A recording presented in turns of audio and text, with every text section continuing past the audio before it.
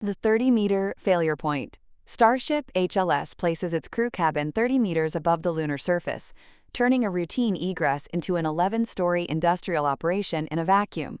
While SpaceX marketing focuses on the scale of the ship, the actual mission bottleneck is the elevator system required to bridge that vertical gap. Unlike the Apollo ladders, this is a heavy-lift cable system that must manage 20 tons of throughput without the benefit of a stable ground-based infrastructure.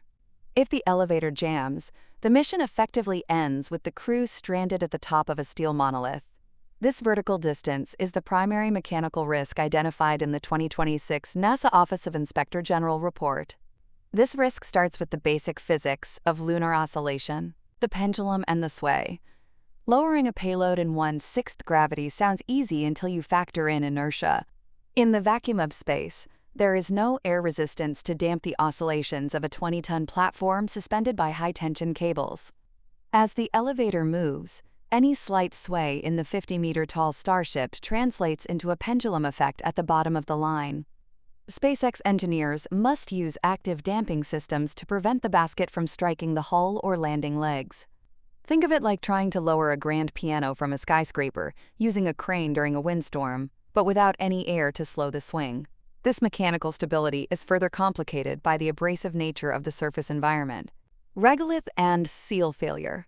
Lunar regolith is not just dust. It is a jagged, electrostatic abrasive that destroys mechanical seals. For the HLS elevator, the exposed vertical rails and cable pulleys are prime targets for particulate infiltration. In the May 2026 hardware review, NASA expressed specific concern regarding the longevity of the lift's motor bearings during extended stays. Every time the elevator descends, it kicks up a cloud of glass-like particles that bond to the lubricant on the rails. A single seized gear could trap a 20-ton rover halfway down the ship, necessitating a manual EVA rescue that the current Axiom suits are not optimized to perform. This lack of a manual fallback drives the need for extreme motor redundancy.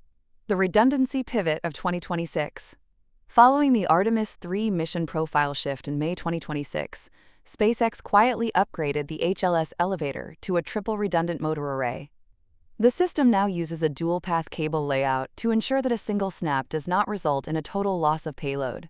This pivot was a direct response to the LEO docking tests, which proved that thermal expansion in direct sunlight can warp long vertical guide rails.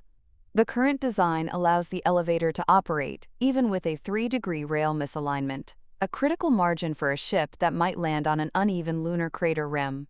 This mechanical tolerance is the real engineering victory, but it comes at a heavy mass penalty for the landing system. The signal under the noise. The elevator is the primary constraint on Artemis mission cadence because it transforms the lunar surface into a high-risk construction site rather than a simple landing pad. While the May 2026 pivot to Earth orbit docking tests suggests a delay in landing, it actually highlights that the mechanical reliability of surface operations is now the pacing item, not the Raptor engines. By analyzing the 2026 OIG findings alongside SpaceX's V3 hardware updates, we see that the mission success no longer hinges on getting to the moon, but on the reliability of moving parts in a vacuum. The elevator is the single point of failure that dictates how much cargo can actually reach the South Pole. This means the 2028 landing date is less about rocket readiness and more about the wear rates of cable tensioners in the lunar night. Watch for the July vacuum reliability report from Marshall Space Flight Center for the final verdict on the rail seals. Subscribe for more.